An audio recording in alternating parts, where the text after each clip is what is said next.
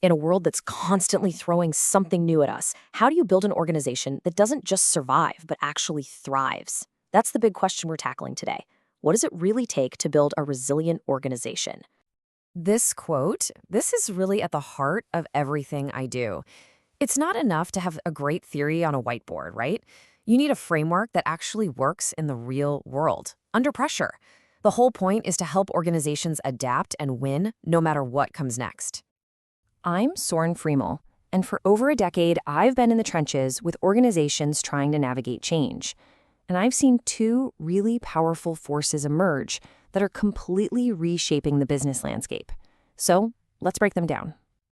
At the end of the day, it all comes down to this one central challenge. We're not just weathering the occasional storm anymore. It feels more like we're designing ships that have to thrive in permanently choppy seas. That's the new reality for every single leader out there. You know, my own career has kind of mirrored this exact shift. I started out focusing purely on operational efficiency, making things run better, faster. But my research pretty quickly showed me that things like sustainability and digital transformation weren't separate topics anymore. They had to be woven together. And that's what led me to the two big diagnoses we're about to get into. So let's start with the first one. I call it the digital transformation gap, and it's a huge vulnerability I see all the time, especially with small and medium-sized enterprises, SMEs. So why is this so tough for them? I mean, this is a question I hear constantly from leaders. They know it's important, they can see their competitors pulling ahead, but they just feel stuck. What is really holding them back?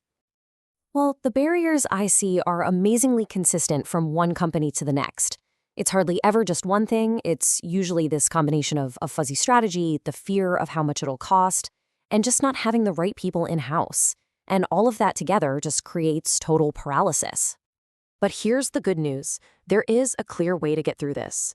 This isn't about taking some massive, terrifying leap. It's much more like a structured climb.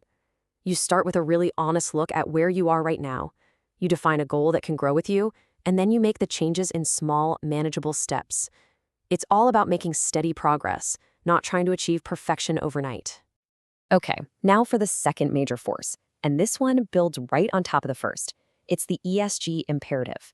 For way too long, people saw this as a side project, a nice to have. But I'm arguing it is now absolutely central to your core business strategy.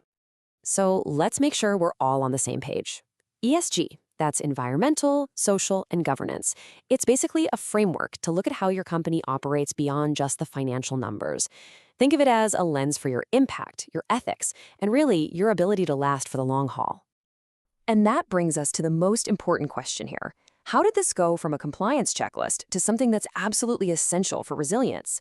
Why does it matter so much more today than it ever has before? Because having a strong ESG framework is a massive competitive advantage.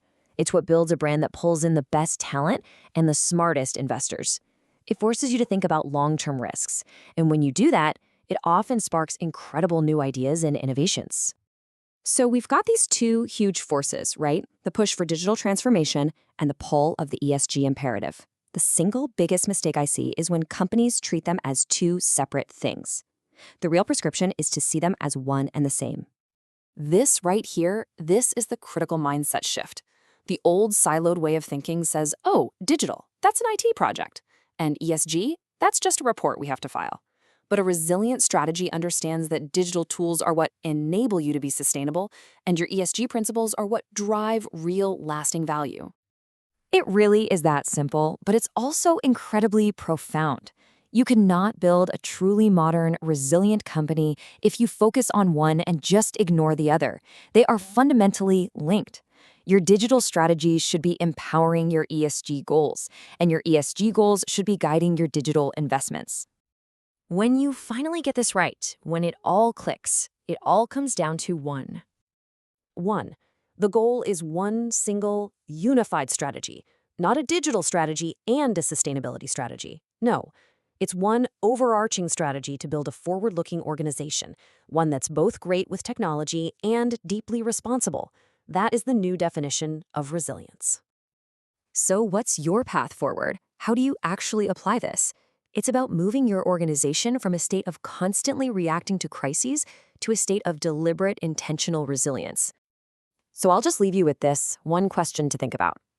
Take a really hard look at your strategy, your investments, your culture. Ask yourself, are we just built to react to the next thing that happens, or are we actually designed from the ground up to be resilient? Because the answer to that question will define your future.